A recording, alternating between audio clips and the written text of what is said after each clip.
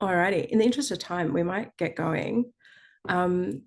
Welcome, everyone. Thank you all so much for joining us. It's lovely to see you rolling in.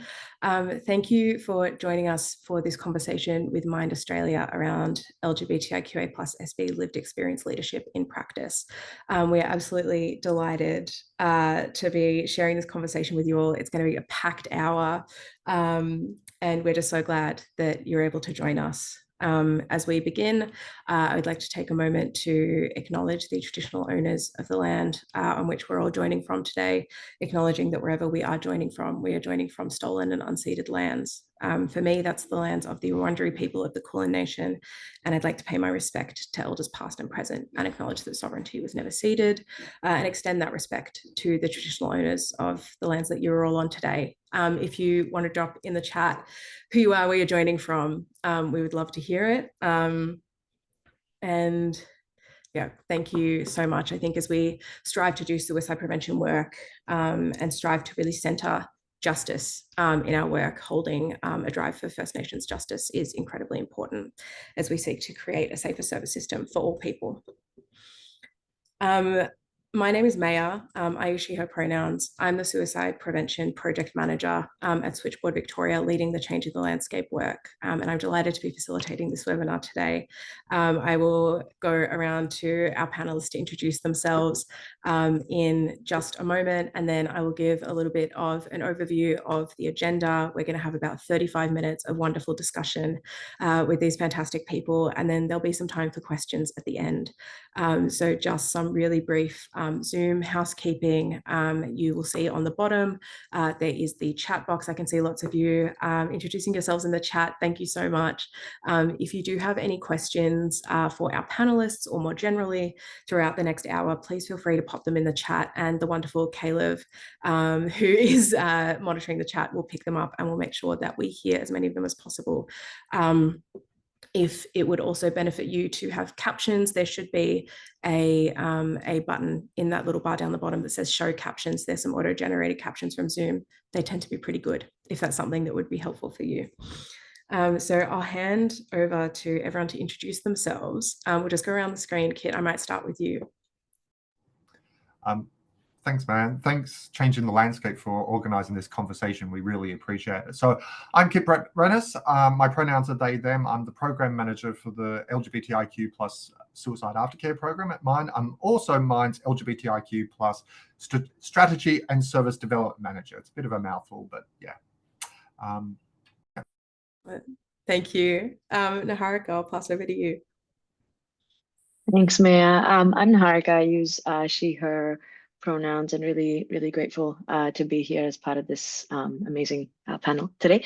I am a lived experience workforce partner with Mind's lived experience workforce team, and also doing a little bit of work in developing an intersectional practice framework for us as well. In a couple of different, I wear a couple of different hats, but one of the ones that I would like to mention also is that I'm on the board for the Iceberg Foundation, which supports queer folks and BIPOC folks and neurodivergent folks and many others. And yeah, just very grateful to be here. Awesome. Thank you. Love the Iceberg Foundation over here. Oh, so good. Alex, I'll hand over to you. Hello. Just wanted to say hello to all those beautiful people in the chat. I recognize a few beautiful names in there. Hi. Yeah, I'm one of the peer workers at Aftercare. I've been there for coming up to 4 years. I also do my own practice of peer work, and I'm an artist and studying carpenter at the moment, and musician and many things. And yeah, really good to be here, folks. I live on Jara country. Beautiful. Thank you. And Katie. Thanks, Maya. I'm Katie Larson, she, they pronouns, and I'm the Executive Director of Lived Experience here at Mind, and I'm joining from Wurundjeri country today. Beautiful. And finally, I'll pass over to Caleb over at the Pride Centre. Hi, I'm Caleb. I'm the Campaign Support Officer. My pronouns are they, them. And today I'll be monitoring the chat and moderating if you have any needs. I'm also joined here today by Chris. Would you like to introduce yourself? Hey everyone, nice to meet you all. My name is Chris and I use he, him pronouns, and I'm the Campaign Engagement Officer in the Change the Landscape campaign. I'll be hanging out with Caleb today. Thank you both. Caleb and Chris have been working on the Changing the Landscape campaign since January and are both absolute delights. And at the end of today, we're going to be plugging some work that they're both leading that's really exciting. So if that, if the conversation doesn't entice you to stay till the end, stay to hear what they've been working on because it's going to be heaps of fun.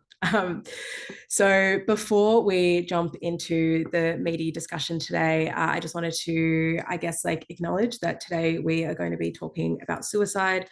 For many of us, those are conversations that we have in our everyday, but always just want to acknowledge that conversations around suicide can be tricky. They can bring up things. It's a never-ending ebb and flow as we work in this space. So I just really wanted to encourage people to take the space that they need. This webinar is being recorded. So if you do need to step away or you need to take a breather, don't worry. You're not going to miss anything. In the scheme of things, Caleb is also just going to share in the chat some of the resources that we use around talking about suicide safely in an LGBTIQA+ context. And what that means for us is that we strive to be intentional in our language use, to consider the language that we use and ensure that it's non-stigmatizing and not pathologizing. And that we stay away from details including means, method, and location. And I guess that's the commitment that we can make to you.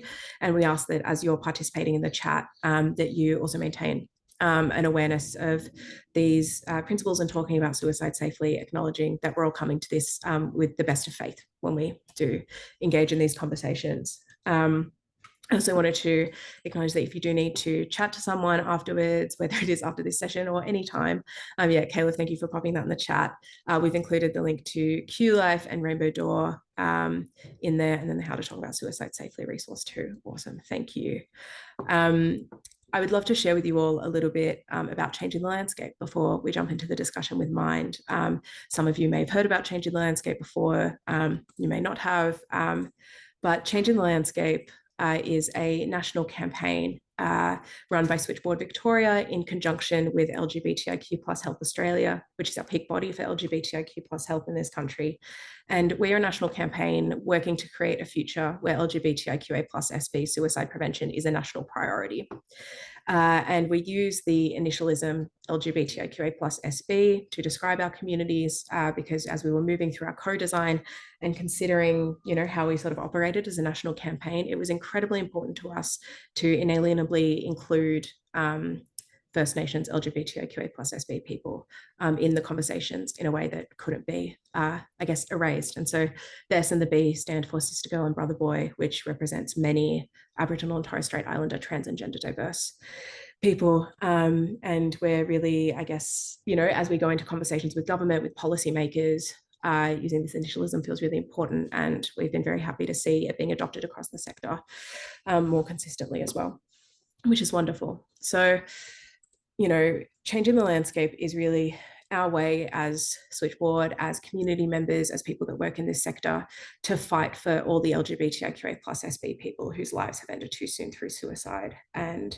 we know that the rates of suicidal distress in our communities are much higher than the general population. And we also know, and we hear time and time again, that often generalist mental health services or suicide prevention services do not adequately provide care that is accessible to our communities. And a lot of that has to do with institutionalized homophobia, transphobia, queerphobia, biphobia, and really, present and ongoing pathologization of many people in our communities that continues to be experienced through, hierarchical colonial and institutional systems.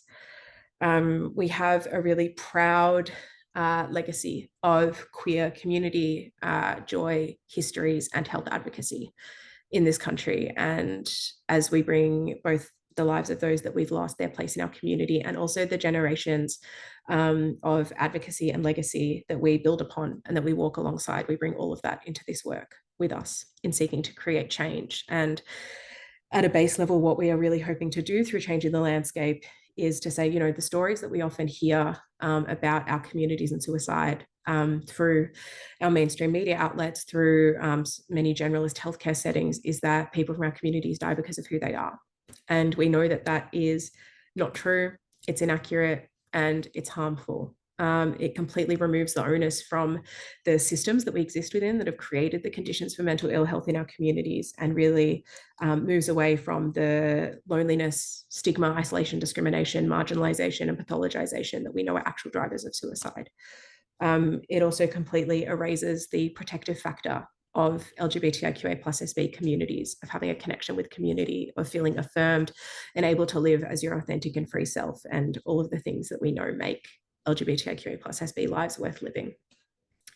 And so we really want to subvert that and put the onus on the systems to hear us, to recognize us, to integrate us, and to support peer-led responses to suicide, because in lieu of the systems that are meant to support us, LGBTIQA+SB communities have developed practice and ways of being and supporting each other in community and ways of responding to suicide. And we know that peer leadership is the number one way that we can meaningfully seek to respond to suicide in our communities across the country.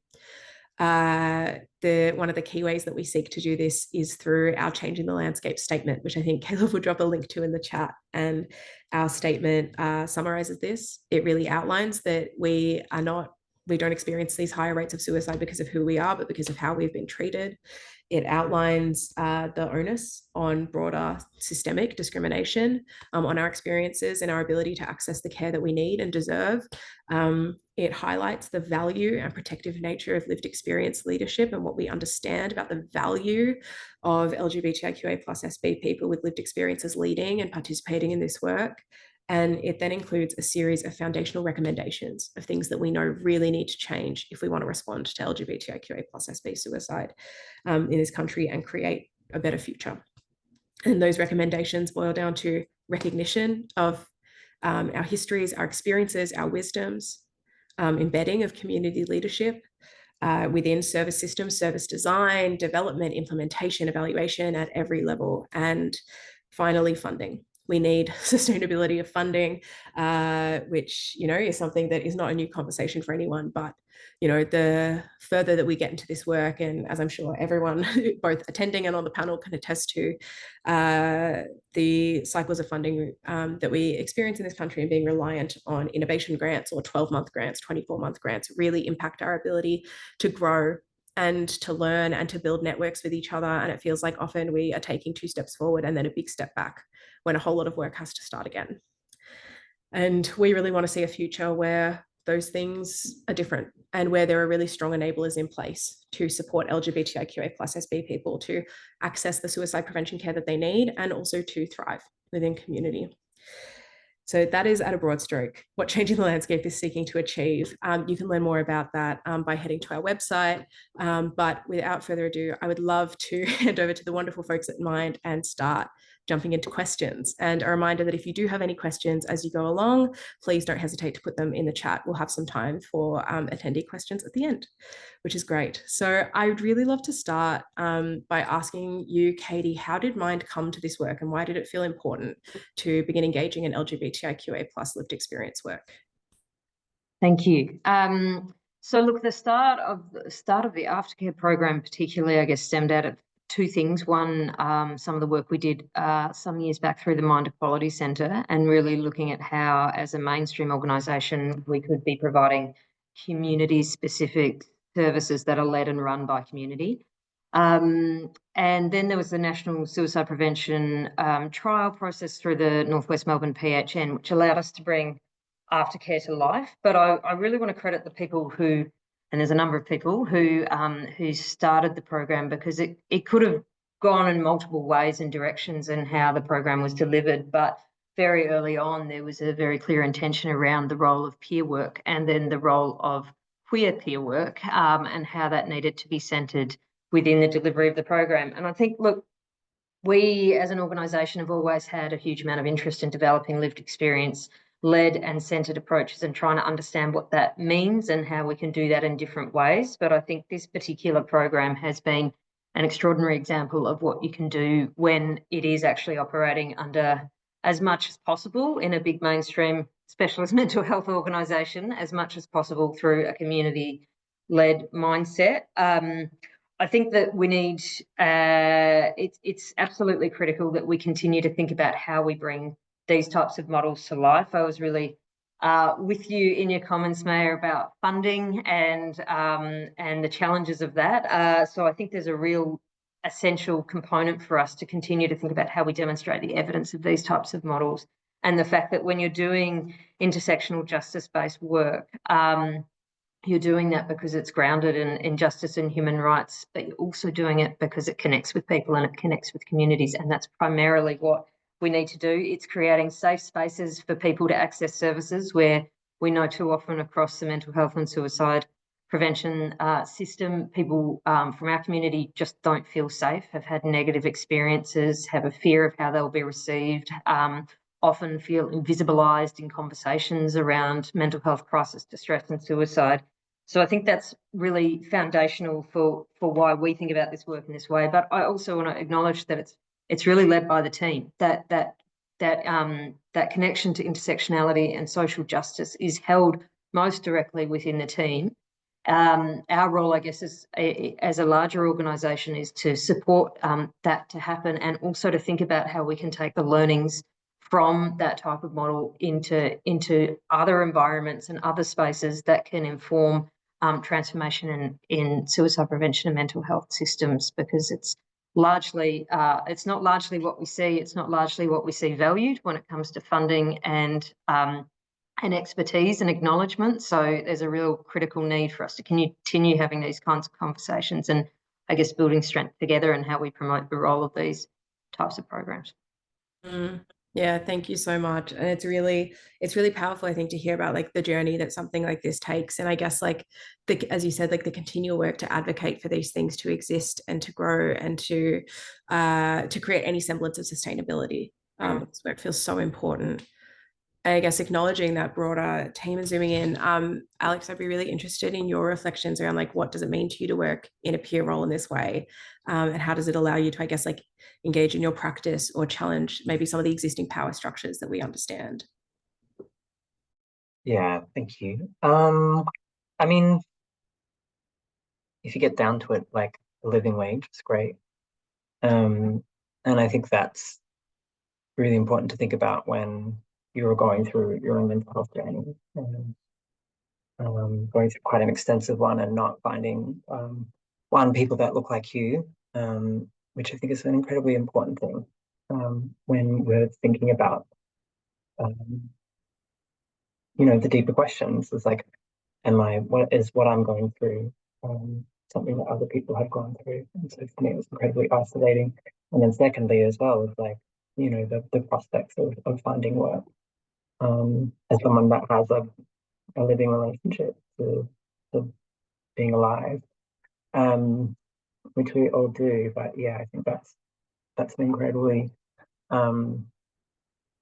meaningful place. And then secondly, as well as thirdly, coming in from trained from a counseling background, but then engaging in a system that requires you to remove the majority of who you are in the relationship, which is just, I think, what has deterred me from entering a counseling role or other places. It is like a specific requirement to remain human in a relationship. And I think that's also what's being asked of the mental health industry, is to remain human, remain thoughtful, to remain engaged in that kind of way. And so I think that's an incredibly politically engaged act, to be like, embodied with the pain. And yeah, that's what I ask myself to do every single day when I sit with people. Thank you for sharing that. And I think it leads really beautifully into the next question, which is around like, what do you find, like in this peer work space, being in a bit of a different space, maybe where that is a bit more embodied, what do you find is the most important or effective when working with community members that maybe people should understand and maybe, yeah, we don't hear enough of? Yeah, I was thinking about this question, and I can't get past what's just been told to me enough times to make it statistically significant, which is just the importance of sitting in front of an older trans person within that relationship. Speaking to specifically for myself, which there's a part of me that's like, oh, I'm doing all these things, and then it's just something that I'm not even, there's not much bells and whistles to it, but sitting next to someone who's saying, yeah, that fucking sucks. And you can tell, which I think is like an innate thing. You can tell when someone's been through shit. And you sit with me and it's like, yeah, I'll bring through some stuff too. Like, that is really important. You can tell that, instantly, basically, when you're sitting with someone and you're in that kind of experience. Someone's not pulling the wool over your eyes or doing that stuff. So particularly with younger people, the amount of young, darling, sweet beings that have just said, you have no idea how significant it is to be sitting with you. And it's like, I mean, I did so many other things and just sit with you, but like, that's what I'm constantly reminded of, that is single-handedly the most reported thing that I get given. It's very simple. And I think that you can't really go past it. It's such that visibility and that holding, it just it puts you next to each other and it puts you in the space together as opposed to being in opposition, which is what we find so often maybe in more clinically focused spaces. I wonder if anyone else had any reflections on that you wanted to share.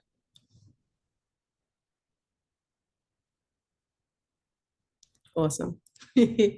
Love it. I'm really interested, and Kit, maybe this is one for you. How has Mind's approach to LGBTIQA+ peer work grown and adapted over time? And I wonder if there were any learnings or challenges that you can identify. Yeah, so I'll speak from the aftercare example. And what we've been trying and we've successfully done over the last 18 months is really bring that philosophy of peer practice to our allied health space. So our allied health team and all our team now is intentionally peer support trained. And that training alone sort of sets the bedrock upon which the program can sort of get its values, its sort of mission, and how we approach the work. I think some of the other things that we've done is we've also actively tried to understand what brings people to the service. We understand that mental ill health is one aspect, but there's all these other things that are going on. So through our intake processes and through surveys of our service users, we've been able to get this great picture of the type of intersectionalities that are impacting people. And we've been able to respond as a service better. Some of the challenges, I think, as Katie and yourself have mentioned, it's funding. You look at the recent federal budget, there was no new funding really for suicide prevention. And so where all these services are trying to get very few money, little money from the same bucket. But if any leaders who are working in the peer space or the lived experience space are watching today, I would recommend that you do IPS training. Or if you've got a lived experience team, do that as well, because I think it will help you both understand your workers, but also really change the way you approach your workers as well.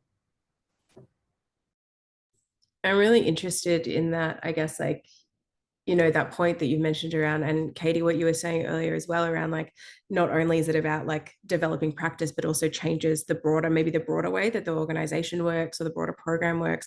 And I wonder if you have any reflections on that, on I guess how investing in LGBTIQA+ peer work has I guess changed the broader organization. Yeah, I mean, I think, look, one of the things that it's done is ensure that we've generally built an understanding of the critical need for LGBTIQA+ specific services, but also affirmative practices right across the organisation. So I think our understanding as a whole organisation around queer communities is probably better than some other communities, just by the nature of how we've invested in the work. At the same time, though, I think it's really important to acknowledge that you can't take that for granted, and that is a constant and active process to understand how you take the learnings and the approaches and extend them to the mainstream of the organisation, and that isn't always easy to do, because we have all types of services that we run through Mind, and all types of different service models and different levels of awareness and expertise in these areas. But I think all in all, I've always felt that that we have to find a balance in how we support community. We need specific organisations and community-led organisations, and that's really where the majority of the the funding and I guess the discourse should be, and the expertise should be focused, but I don't think at the same time that mainstream organisations should sit alongside saying, hey, that's not our business. I think that's really incredibly dangerous. And we know that. We know from private lives and other kind of surveys and research that sometimes folks want to go somewhere that is different, or sometimes they want to get access to a specific type of support or service as a queer person, and they should still be safe to do that. So I think the balance of both of those aspects is really, really important in how we think about LGBTIQA+ suicide prevention, which is why changing the landscape is such an important piece of work. Yeah, thank you for that, Katie. And yeah, it's something that, you know, it doesn't matter what kind of service you deliver, where you are, what you're doing, an LGBTIQA+SB person is going to walk into your service and deserves to be treated with autonomy and respect and consideration for, you know, why they're there and what is important to them in seeking support. And yeah, it's something that, you know, what we're really hopeful for is that if we can really like bolster, you know, as you said, in a space where like there are limited resources, Kit, as you said, we're all competing for the same bucket of funding. If we can bolster like existing peer leadership, whether it's within more generalist organizations or in LGBTIQA+SB, you know, led organizations, bolstering that peer leadership will then allow us to build even richer collaborative relationships with the whole mental health sector and uplift the whole mental health sector in a way that's so sorely needed. And something that we reflect on often is, I think, that everyone fighting over that bucket of funding, it really, you know, it creates a space where we're all in competition with each other. And that is something that's really dangerous and really difficult, and something that has been so important to us is to really like, you know, is to call that out and actually say like, so like collaboration can often feel challenging in this sector because the resources are so limited. And actually what happens when we acknowledge that and then seek to, I guess, like work together, you know, something through changing the landscape. It's not a new conversation. It's not, you know, we're not the first ones to have this conversation and seek to make this change. And what we're really hopeful for is that any organization delivering this work, such as Mind, such as any other, can pick up the statement and use it to advocate for what they need. Because it's about all of us getting what we need from maybe a pool that is fairly limited. Which is, yeah, the never-ending challenge in this work, hey? Now, Haruka, I wanted to ask you about your reflections and the spaces that you work in. Why do you feel that it's important for service providers to meaningfully invest in peer leadership in this way? Yeah, it's a really good question, and I think we've sort of spoken to some of the stuff. I feel like the two main points that sort of jump out for me when thinking about this space. Firstly, for service providers to actually do what they are claiming to do and claiming to want to do and be passionate about. I think, you know, there's a lot of lip service in this space given to being able to speak to what communities are doing and how actively service providers are actually supporting them to continue doing that stuff. And I think in the context of actually being able to bolster that and be able to do it in a way that's sustainable over a period of time, really putting your money and your energy and your intent where your mouth is and for a purpose, I think is really the only way that things will really start to change. The other thing that I was thinking about was in the context of sort of sustainable growth. I feel like communities and our communities need to keep continuing to sort of work themselves to the bone in this space and keep having to sort of scrape the barrel, especially if we're talking about sort of community organizations or pockets of programs even, and you know, specifically those folks who are leading the community in a lot of this work. It's been really difficult to watch people put themselves on the line constantly and not be seen and not be heard, and you know, especially in terms of like putting themselves on the line, not just for themselves, but for the communities that they're supporting. And so to watch folks continue to sort of do this in a way that is at such a significant cost, not just fiscally, but energy wise, you know, it's just not, doesn't make sense. So that is why service providers definitely need to start, upping it. And I'm really curious, sort of leading on from that, a bit of an off the cuff question, like, is there anything in your experience, especially like embedding lived experience and peer leadership in broader organizations often comes with a lot of challenges, and as we previously said, requires, I guess, like a shift or an expansion of how different things are approached within an organization. And I wonder if you have any reflections on what you feel really enables someone in an identified peer role to thrive in an organization where maybe they are one of, where maybe they're the only one or they're one of a few. Yeah. Yeah.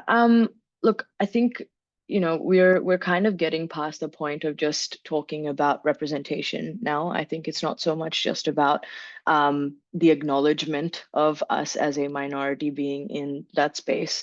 And I think, even more critically for folks who are at the intersections and who are bringing a number of lenses into that space as well. I think accountability is a big one for me, by sort of folks in leadership and in other parts of the organization. It's not just sort of a case of, cool, it's nice to have this person in this role or in this program. What information do you know about it? How are you communicating that out? What kind of advocacy are you doing to support that work? What steps are you taking to be responsible and equally responsible for the outcomes that supposedly are so important to you, but in terms of in practice, it then falls squarely on the shoulders of queer folks and people of color to have to hold that, and so really, yeah, the responsibility and accountability piece, I think, is quite a big thing in making this work easier to do. I love that. I think, yeah, accountability is one of the, I think, hardest and most important parts of leadership in this way. And it's so, yeah, people are responding to this in the chat really, really well. Yeah. He really strongly. Thank you for that. Zooming out a little bit, I'm interested, we often frame suicide prevention in LGBTIQA+ communities through a social justice lens. And Katie, you kind of spoke about this earlier, sort of looking at, we must change the systems that disenfranchise people if we want to meaningfully address suicide in our communities. And I'm wondering about your reflections on the intersection between peer work and social justice in this context.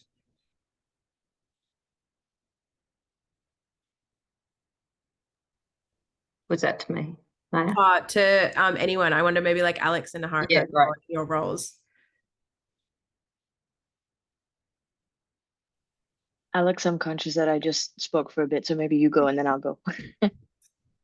Oh no, now I'll have to think of something. I think this is where it's really challenging, I think, because, thinking from systems change, sitting in the face of that. I mean, that's I think the thing that has done in my own journey the most damage to me as a human being, and what does the most damage to me as a worker. I can talk really about the effects of it. It fucking hurts. It really fucking hurts. It's what wounds people the most, is the crushing, grinding of injustice, like institutional systems being inhumane to people, treating you like a number. Like the amount of times that I've been just a fucking number in a system that is like not giving you enough to live. And the amount of times that I have to sit with people and be like consoling them around DSP, NDAS, let alone like all the other fucking things that are around, or the lack of ability that I could walk into a place and receive like care. I'm like, I want to die, where do I go? And you can't go anywhere. Like there's just so much fucking injustice to it. So as a worker, when we're talking about making systemic change, I'm just like, oh, that is really fucking hard. And I'm just like, I struggle there. And that's where I sit in the pain and the shit, when you're sitting with someone being like, yes, we should be really fucking angry. I do not want to like minimize that anger in any possible way. When I'm sitting with that, we should be really fucking angry. And we also have to be mindful about how that anger is hurting us too. It's like, how do we let that move? How do we let that out? How do we make change? How do we not just like talk about it so it's steam and that steam just evaporate and do nothing? How does that form clouds and rain down and create meaningful change? Like they're the conversations. And being like a single raindrop in that. So, creating that culture that's leaning towards, more systemic change is what I try to do, and what I what feels like I fail at every day. But we just keep going one drop at a time, I think. That's the point. Thank you for that beautiful reflection. Yeah, people are loving it in the chat. I think you've really hit on it so well. And I think that what you said at the end there around like you just keep trying. And I think it's that like it's this never-ending difficulty in these spaces to say, we understand all of the things that need to change and that we want to change and that need to be happening. And then there's actually what we're able to do. And I think that's a beautiful metaphor around the steam and the clouds and the raindrops, and something that I think we can all hold and carry. And yeah, something I think a lot in this space is like that sense of anger. I think it feels risky. I think that holding anger in these spaces can often feel like risky for people in a space where I think, through a lot of maybe more clinically focused suicide prevention spaces, minimizing risk is the main focus. And I think that really does erase a lot of people's humanity, a lot of the ability for people to hold anger and be seen for who they are and where they are and what they're sitting with, rather than just being seen as a problem to move along and to minimize. And it's such a source of harm, exactly as you said. I wonder if anyone else wanted to comment on that. Yeah, I might jump in. I guess, I can't, Alex, that was beautiful. And actually, yeah, really resonated with me. I guess the only thing for me is a real acknowledgement of the fact that actually, like, we have been existing at this junction of social justice for a really long time. And I feel like it's only kind of coming to the fore in terms of the broader sector, and even an understanding, whether it's within clinical spaces or outside of that. But actually just in the way that we show up and the people that we are, and the very many different intersections that we sort of bring into this space, like social justice is such a, it's just been like right there for quite a long time. And I wonder if like that anger that you were talking about, for me, it's a little bit easier to hold, knowing that actually it's not unfounded. It's not coming from a place where like we realized at this point in time that, that this is a social justice issue and now we have to change stuff. Actually, our existence is a social justice issue. So how do we kind of hold that as a truth and do that sort of collectively?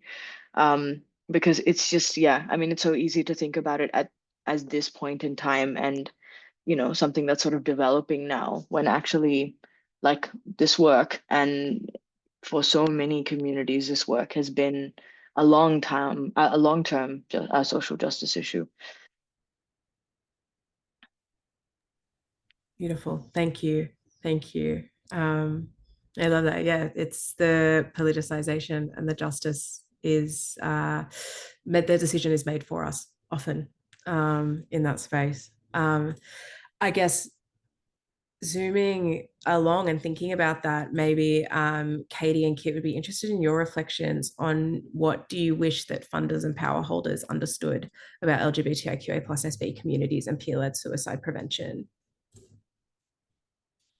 You go, Kit, and then I can. Okay. That's a really good question, and it's something that's been on my mind a lot lately. I think I wish our funders understood the wide breadth of issues that impact our community. Every day, and particularly at the moment with the way that the world is at the moment, so many of our community are feeling attacked. They feel like it's very hard just to exist and to get up in the morning. And then that's before they interact with services or try and sort of go to the doctors or even try to access a community-based service that has a massive long wait list.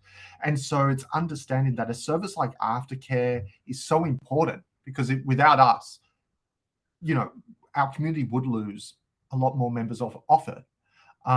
We assist people with getting out of domestic violence. We assist people getting into housing. We assist people with just a basic meal.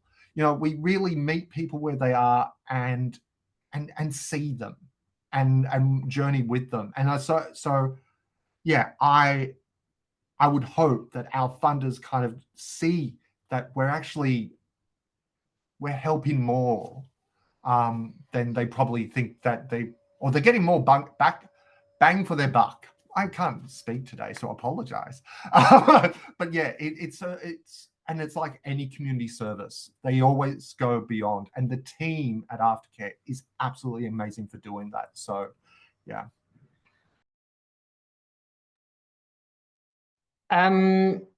So I think funders know. I think that funders know. I think they understand. I think they're operating in really difficult cycles of politics and power, which is not to let the funders off the hook. But I think the more that I do this work, the more that I understand that quite a lot of people get it. The challenge is how to actually affect change in the system. And a lot of the time when we try to affect change in the system, we're operating in really challenging political cycles where all of a sudden something is or isn't the flavour of the month. I mean, the world that we're living in right now is a prime example of that. The rhetoric around DEI that's coming out of the States and also globally is terrifying. The conversation that's happening at a political level, even locally, has shifted away from socially progressive policy to just we've got in Victoria, we've got a government that's an extraordinary amount of debt. Just saying that comment, diversity, equity, and inclusion is DEI. So I think that's one part of it. I think that we need to be able to communicate these messages equally within the system and outside the system. We need to build an understanding across community. And I think like changing the landscape is a really good example of that. Couple of other things we need people to be aware of is that queer communities, Indigenous communities, communities of colour have been doing this kind of work for as long as they have existed. And we often talk about it as peer work or lived experience work, but it's existed well before that. And communities often know how to support ourselves and each other. But we're also operating in systems and societies that invisibilise us or tell us we shouldn't exist. And so I guess the other aspect of that is the funding for programs is not separate from the rhetoric and the discourse about our lives. And I think there's a real disconnect in understanding how immediately conversations about, trans rights or conversations about religious freedoms or other kinds of conversations have a real immediate and impact on communities and people. And we see that in our aftercare service as well as across other services. So I think we've got to be able to have a better conversation that moves away from medical framing of distress and crisis and moves into social, cultural, political framing. And it's very challenging to do that in the way that we are now. But I think we've just got to, that's the bit that I guess we've just got to keep pushing. And how do we do that? And how do we do that systemically, not just kind of locally and where we get a chance, So I think there's a lot there we have to navigate, but I think there's some of the critical issues for me. Thank you for that. I think, a really realistic picture, and I think speaks to the fact that even people who do get it are seeking, it's like, actually, how do we actually do that? It's not about, good intentions can't overcome these systemic issues, and how do we actually mobilize to do that? And I really like that framing of shifting away from these like medicalized models to these political and social framings. I also really just want to pick up on Jasmine's comment in the chat, who has said, I'm Jasmine, she, her, I coordinate Gay Skate in Mianjin. It's an undercover suicide prevention project. I'm a queer social worker. And I think that really hits on what Kit, you were saying before around like often LGBTIQA+SB led, any sort of community led or community controlled initiative often does a lot more than what it says on the tin. And we both Mind and Switchboard, we deliver specifically LGBTIQA+ suicide prevention programming in various ways, but most LGBTIQA+SB organizations do suicide prevention work inherently. All of us branch over into every sector and everything, because exactly as you said, when we frame it in this sense of social justice, that sits over everything. And just what it says on the tin is not what's actually inside. And I think that's a really, really important thing for us to continually assert. Yeah. We've got a couple of questions that have come through in the Q&A. So I wonder if we can shift over to those. We've got a question from Chloe, who has asked, how has investing in peer work shaped infrastructure, policy and procedure changes to make more room for lived/living experience within the broader workforce? Or have you seen this as a change? Employment can often have a lot of restrictive emotional and behavioral limitations that sit outside of humanness. Thank you for the question, Chloe. I wonder if anyone has any reflections.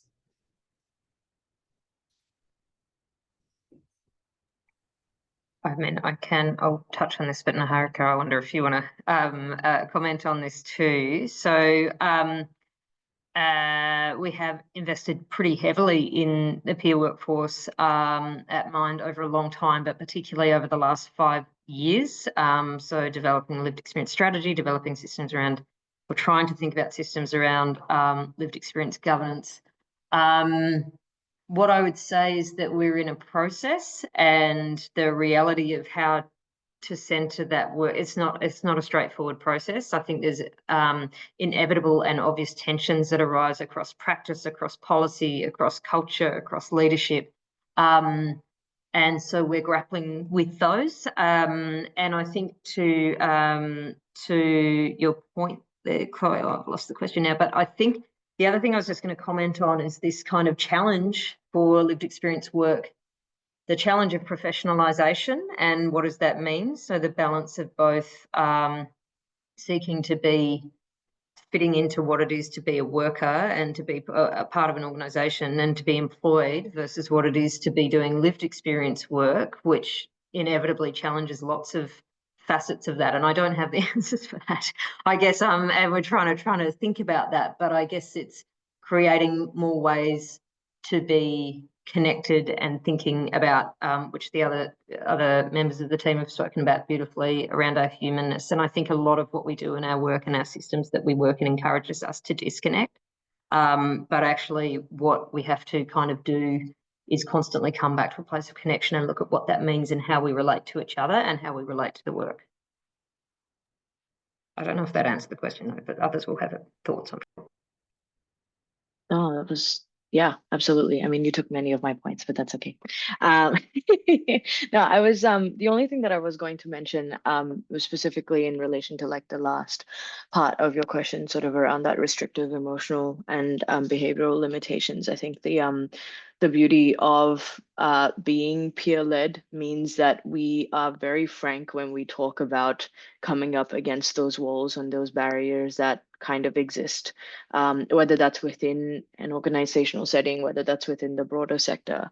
And so I think one of the things that's been really important to really sort of continue pushing this work is co-reflection and doing that regularly and sort of checking in with each other around fidelity and things like that. I think it's really easy.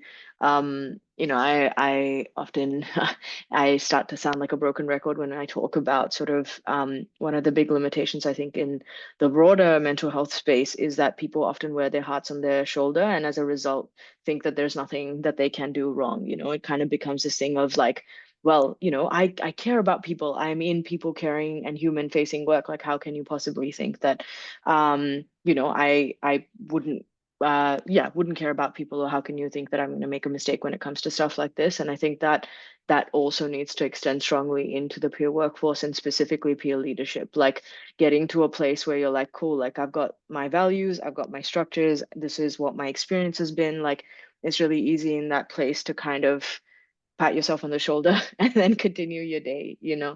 I think the really important thing and something that's probably going to be useful in continuing to push the needle is to really take intentional time, as Katie said, to check in and sort of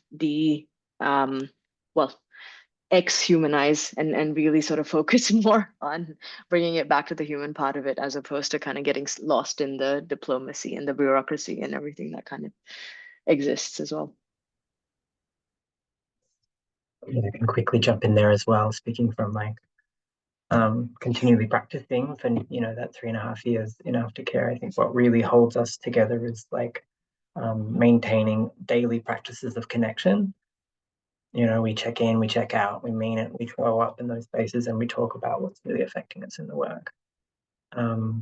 we create spaces where where our hearts are held as well, when we can be places to metabolize and process the pain that you have to move through as a worker. The processes of having a broken heart as a worker as you experience these injustices. And then you have places where you actively sit in solidarity with each other in that pain, with someone who's highly experienced with being very real with that. So you can give gentle systems and processes to supporting heartfelt, meaningful engagements. And I think that's really important to name what it is specifically that you have to do structurally within a team to allow it to do and maintain people-centered practice, heartful practice, peer practice.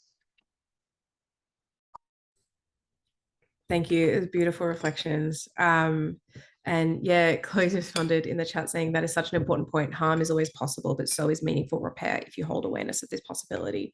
And I think that's so lovely, something that feels really meaningful and oftentimes quite sacred about this work is the accountability and mutuality of that co-reflection, and actually having a space for you to engage with and process, and as you said, Alex, metabolize the things that you need to, but then also contributing and being that space for other people. I think that practice is so valuable, and I think really Niharika, as you said, really I guess stands in the face of that trend towards diplomacy and minimizing and not holding and not acknowledging, and it's really wonderful but requires a lot of work.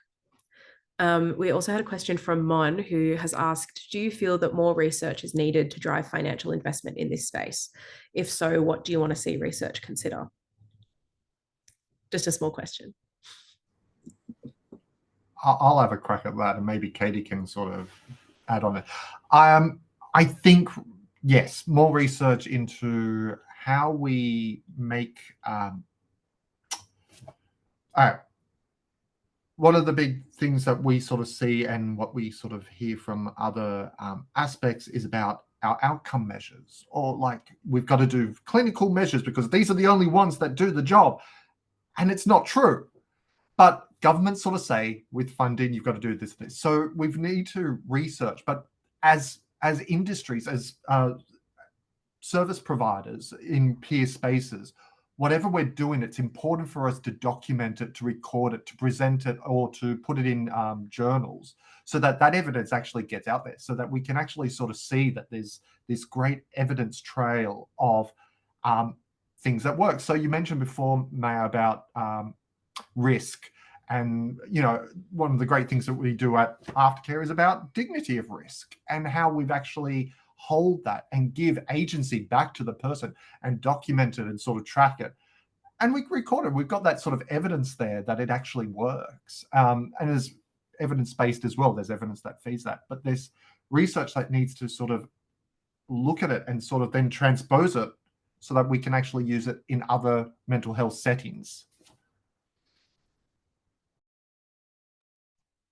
Yeah,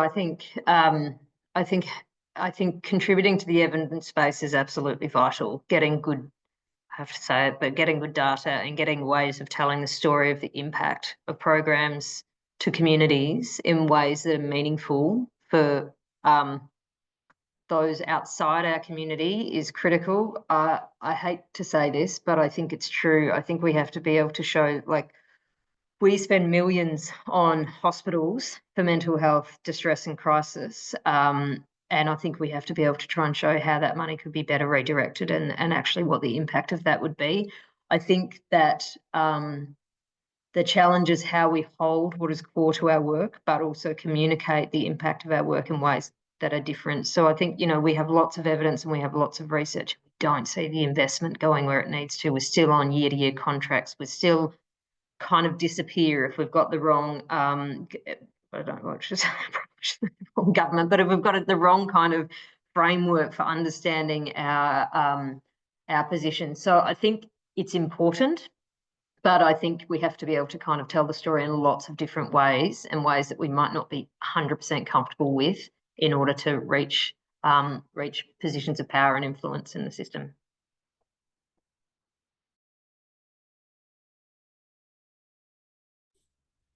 Niharika, I know you had your hand up. No, I just I mean, two things that I just wanted to pick up on there. One was the importance of sort of translational research. I think traditional research and data gathering, for all of the reasons that the folks have just spoken about, are super important. I think what tends to happen, though, is that in the bureaucracy of research and academia as it currently stands, it kind of becomes this thing where it's like, cool, like maybe in 6 years we'll see a paper that maybe we can put in our, so just sort of thinking critically about what that looks like in direct sort of directly meeting the communities where they are.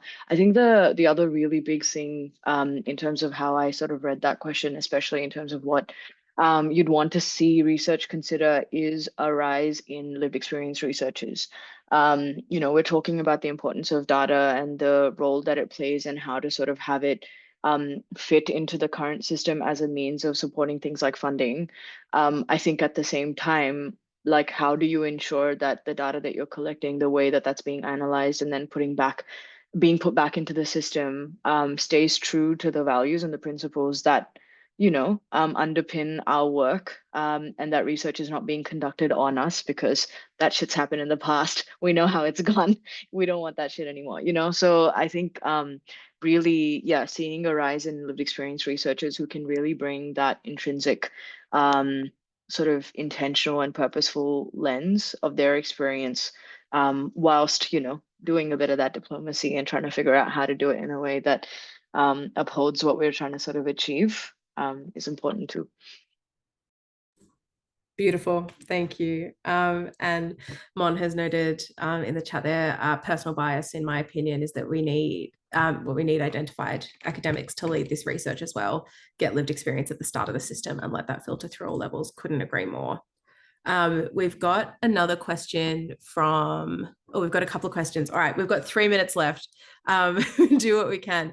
So Anthony has asked, as a straight cis man working in mental health, what is the most important thing or the most important things for me to keep in mind when I work with LGBTIQA+SB people? Sorry, big question, I know.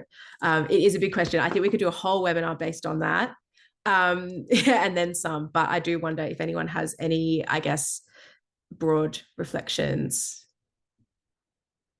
Nah, don't apologize. I appreciate you asking the questions. I guess at a broad stroke, something that is so important is everyone deserves to be treated with autonomy, respect, confidentiality, and to be listened to. Yeah, I think like not making assumptions, hearing what is important to someone in their story, asking questions, what do things mean for them, is incredibly critical. At the point it's about, they're the expert in their own experiences and what they need. And it's about two people seeking to create, a relationship of support, and how you rock up in that space. Is without assumption and without ego, and to genuinely listen. Yeah. Yeah, let me just jump in there as well. I think one of the most important things that we can do as all workers is to hold ourselves. The amount of cis men that have put it onto me for my responsibility to react and to tell them what they need, sort of thing, which is actually, no, that's your responsibility, and you need to. So when you role model that self-holding, which is unfortunately not something we do culturally as well, is teaching particularly the men in this culture around how to do that. So it's a really important practice.